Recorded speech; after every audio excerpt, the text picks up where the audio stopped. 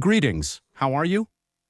Welcome to this corner of acidic reality where, while some fall asleep to tales of sovereignty and Mexican humanism, others are already making popcorn to watch the most toxic bilateral relationship in the world go up in flames.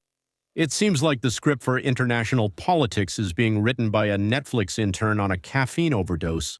Because I don't know if you remember that at the beginning of 2026, in January to be exact. Meanwhile, here we were, still debating whether Scheinbaum's morning press conference was better lit than the one by the Macaspano donkey, while in the north they had already labeled us a national security threat. And no, it's not just because of drug trafficking. Well, yes, that too. But it's actually for something much more Machiavellian: migration as a weapon of demographic mass destruction. A theory introduced to politics by American author and activist Peter Schweizer. And as you already know, here we love to pick at the national wound. To see how deep the infection goes, I'm going to share a video where this man speaks before his government's Congress, bluntly, about the danger that the Mexican government represents for them. Something that, without a doubt, is no small matter. It's something that deserves to be taken seriously, at least by us, because for Claudia and her gang of mobsters, it's insignificant. Apparently, let's get to it. It all started when, in January of this year, Donald, who lives with the serenity of an erupting volcano, decided to promote on his social media the book titled The Invisible Coup: How American Elites and Foreign Powers Use Immigration as a Weapon, by the author, Peter Schweizer, a guy who yesterday sat and presented before the United States Senate Homeland Security Committee, basically saying that the Mexican government represents a toxic factor to take into account. Schweizer doesn't beat around the bush. For him, the Mexico-United States relationship is not a diplomacy of distant neighbors, but a phase of critical review. Translated into Spanish, they are watching us closely. One of the juiciest points of Schweizer's appearance is the number of consulates. Let's do the math together. The United Kingdom has 6, China has 7, and Mexico has 53. According to Schweizer, those places are centers of political operations. The author says, that consular officials are more occupied with promoting Morena than attending to fellow countrymen. But hold on, because here comes the good part. Schweizer quotes our favorite contemporary philosopher, none other than Gerardo Fernandez Noroña, also known as Changoleon. The author recalls when, in February 2023, from the floor of Congress, Noroña said, with that calmness that characterizes him, that California, Texas, and New Mexico, among others, are occupied territories. Here is Mr. Schweizer's video. These quotes are from senior Mexican officials. The first one is from a Mexican senator, a member of the Morena party, the ruling party. He sits on the Senate's National Defense Committee, probably the most powerful committee in the Mexican government, he says. Quote, Mexicans are in our territory: California, Nevada, Texas, Utah, New Mexico, Arizona, Kansas, Oklahoma, Colorado, and Wyoming. We're taking back the territory stolen from us. Sounds crazy, and yet you can find dozens of quotes from senior officials that work for Scheinbaum, other senators. They view mass migration as a tool by which they can advance sovereignty in the United States. And a lot of people are surprised to learn that.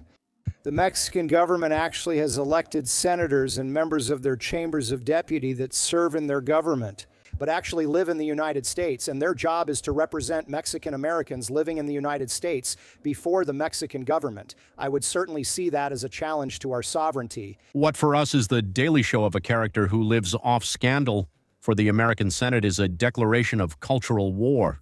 Schweizer warns that it's not that Noroña is going to send tanks to take back the Alamo, but rather that he's seeking the cultural separation of the American Southwest to turn it into an extension of Mexican civilization. And of course, as a reward for his skills as a conqueror, Noroña presided over the Senate. What a message we're sending to the world. President Scheinbaum doesn't get away either. Schweizer points out that the enemy, her, has promoted the migrant anthem. That little song that says, even though my certificate says American, I'm pure Mexican. For the gringos, this isn't cultural nostalgia, it's an identity insurrection. And if we add to that the fact that the consulates hand out textbooks where the United States is labeled as the enemy, we have the perfect combo for the Fox News network to loudly demand a zero-tolerance policy. But now comes possibly the most serious part. Uncle Sam has had us in his sights for a long time when the strategic partner becomes the uncomfortable neighbor. And the thing is, this bilateral relationship between Mexico and the United States is complex. Is it that toxic marriage? where one brings the drugs and the dead and the other brings the nose and the guns. But hold on, because the honeymoon of cardboard sovereignty is coming to an end. Because no, it's not just what Peter Schweizer mentioned in the Senate Homeland Security Committee in Washington, but the issue that is becoming more and more relevant is violence, the kind that during the morning press conferences is swept under the rug, that Mexico is no longer a country, but a board controlled by organized crime. Without a doubt, what was said yesterday in the United States Senate is extremely serious, because, in addition, Peter Schweizer explained that López Obrador's 6-year term ended up turning Mexico into a national security issue for his country, and this continues under Claudia Sheinbaum's leadership. For Schweizer and the senators who were listening to him, the territorial control of the cartels is not an internal matter. It's a fire in the backyard that's already burning their curtains. It was stated that the territorial control of criminal groups in Mexico and the fentanyl crisis have gone beyond the ordinary channels of cooperation. From this perspective, Mexico is seen by sectors of the capital as a factor of internal instability. For the United States, the issue has escalated to the highest levels of the defense agenda in Washington. Experts agree that, although Schweizer is not a government official, his presence in the Senate reflects a growing consensus among lawmakers from both parties on the need to toughen the stance toward Mexico. This narrative could have direct repercussions on future United States-Mexico-Canada agreement negotiations, in the allocation of resources for border security, and in the possible actions that Trump may take toward our country regarding security. On Capitol Hill, they are very clear that the rules of the diplomatic game are changing.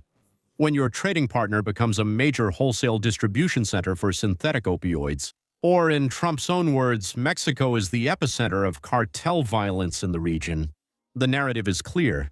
If you can't control your border and your narco-politicians, why should we respect the United States-Mexico-Canada agreements with you? The warning is clear. Mexico's stability is no longer an option. It's a security requirement for them. And if we keep playing at sovereignty here, they're getting ready to lay down the law over there. Consensus between Democrats and Republicans is as rare as an honest politician, but on this they agree. Mexico has become a headache for their government. Schweizer's presence in the Senate is just the appetizer for what's coming with Trump's possible and very likely hardline approach. If before he threatened us with walls, now the narrative escalates to direct interventions against terrorist groups, and a review of the United States-Mexico-Canada agreement is going to leave us crying. When the national security of the world's greatest power throws ordinary cooperation in the trash, we're going from being the good neighbor to the subject under extreme surveillance. What is a fact is that United States law prohibits foreign governments from getting involved in any internal matters, but here the line is extremely thin. On one hand, we have millions of Mexican Americans with every right to participate politically. On the other, we have an official rhetoric that, with its lip service to sovereignty, le está dando todas las municiones. Invites Americans to double-lock our border. What is certain is that while Narana dreams of Texas and Schweizer, he exposes an uncomfortable reality. The ones caught in the middle are always the same, the citizens of both countries. In summary, dear cultured and knowledgeable audience, we are in a phase of critical review, where the words sovereignty and self-determination sound more and more like excuses from a government that lost the keys to its own house. Washington no longer asks what we are going to do, it is deciding what they are going to do with us. Just look at what's happening today with Cuba. Just today, the dictator Diaz-Canel just made a national announcement in his country, acknowledging that he is in talks with the government of the United States. Warnings and patience are running out. Will we reach that point here in Mexico, or is it that we're already there and nobody wants to admit it publicly? This is the raw, unfiltered reality, just the way we like to analyze it here in this space. Don't say I didn't warn you. While we're still arguing over trivialities here, the giant up north is already sharpening the scissors to cut our thread. What do you think? I'll read your comments. Take care of yourselves. Things are tough right now, especially with Uncle Sam waking up in a bad mood. See you on Monday.